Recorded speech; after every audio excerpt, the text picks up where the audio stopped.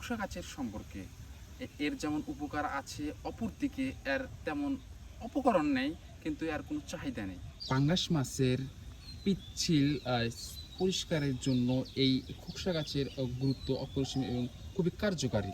মানুষ এই ছোট সময় এই এই খোকসা গাছের ফলে তারা খেলা করে থাকে। অপরদিকে এই ফলটা সাধারণ মানুষ আমরা এই ফলগুলো খাই না। এটি খেয়ে থাকে পাখির একটি খাদ্য এই এই খোকসা গাছের এই ফল। অপরদিকে আমরা যখন এই পাঙ্গাস মাছের ব্যবহার করে থাকি, এটি আবার আরেকটি দিক দিয়ে এর উপকার আছে।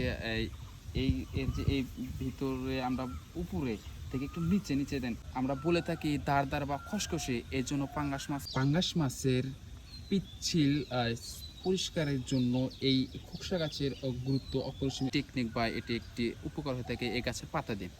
অপরদিকে এই গাছে খোকসা গাছে টুনটুনি টুনটুনি এখানে কিন্তু বাসা বেঁধে থাকে। এই আপনারা কেউ কি দেখেছেন কি না? এই গাছে টুনটুনি বাসা বেঁধে থাকে, সুন্দর পিলে যে পাতার নিচে তারা বাসা বেঁধে থাকে টুনটুনি। বলতে পারি এই গাছের উপকারিতা, এই গাছ জ্বালানি হিসেবে ব্যবহার করা হয়।